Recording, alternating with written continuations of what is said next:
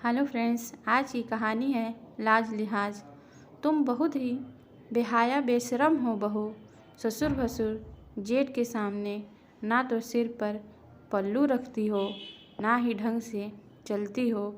इतना तेज चाल है तुम्हारी, लगता है कहीं दौड़ प्रतियोगिता में भाग लेने जाना है। तुम्हें बेहद कड़े शब्दोच्चार से तंग कसते हुए सुमित्रा ने अपनी बड़ी बहू दामिनी से कह रही। सास के ताने से बेचारी सहम सी गई और रुआसे मन से अपने कमरे में चली आई। उसके पति वैभव आईना के सामने खड़ा होकर अपनी मूंछ को कैंची से आकार दे रहे। क्या हुआ, क्यों रोनी सूरत बनाई हो? माँ ने फिर से अपने तरकस में से व्यंग बाढ़ चलाए। उफ, ये माँ भी ना एकदम से खड़ूसू सास जैसी बनती जा रही हैं। अरे जाने दो ना, उसकी यही खराब आदत है, तुम वही करो जो तुम्हें ठीक लगे, कहकर पतिदेव ऑफिस को निकल गए। 4 साल बाद देवर जी की शादी कमाऊ देवरानी सुचित्रा से शुरू होती है। सुचित्रा सुबह देवर वरुण के साथ ऑफिस चली जाती और रात को 7 से 8 के बीच आती। अपने कामकाज से इतनी थक जाती, फिर भी दामिनी के काम में मदद कर देती, लेकिन बाहर के काम का दबाव भी था, इसलिए सुचित्रा का गृह कार्य में सहायता ना करने के समक्ष था। मतलब ऊँट के मुंह में जीरा। सुचित्रा को रोज़ रोज़ ऑफिस जाना पड़ता है। ऐसा करो दामिनी, एक खाना बनाने वाली रख लो जिससे तुम्हारी सहायता हो जाए, साथ ही साथ दोपहर को विश्राम भी कर लिया कर। सास के इतने आत्मीयता से कहा तो दामिनी आश्चर्य से उनको देखने लगी। अरे, आज सूरज पश्चिम से कैसे उग गया?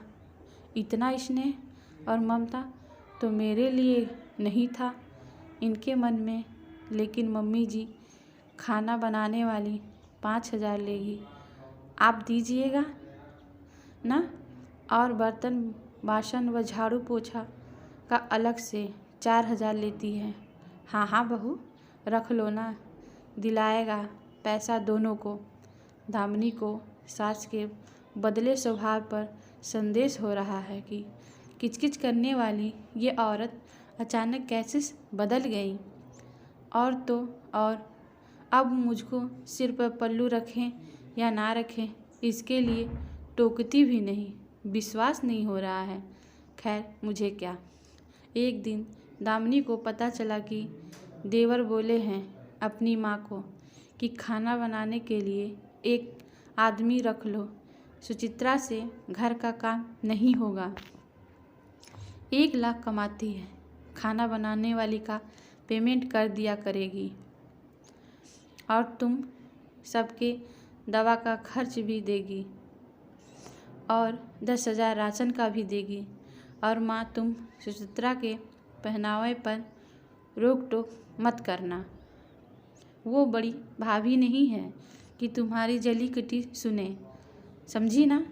वो आज की लड़की है और हमसे ज़्यादा कमाती है। लेकिन बेटा, एक बहू होने के नाते उसे लाज लिहाज का ख्याल रखना धर्म है ना? क्या बात करती हो माँ? सबको आदर देना व ख्याल रखना सबसे बड़ा धर्म नहीं है? लाज लिहाज स्वभाव में होना चाहिए, पहनावे में नहीं। बड़ी भाभी बहुत अच्छी हैं, आपने कभी उनकी कद्र नहीं की, हमेशा उनकी अवहेलना की है।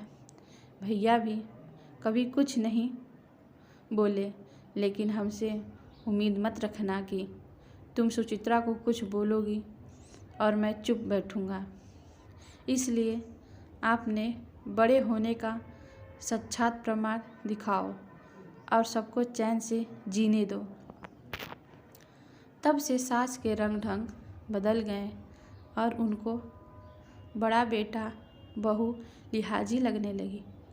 दोस्तों, अगर आपको हमारी कहानी पसंद आती है तो हमारे चैनल को सब्सक्राइब करिए।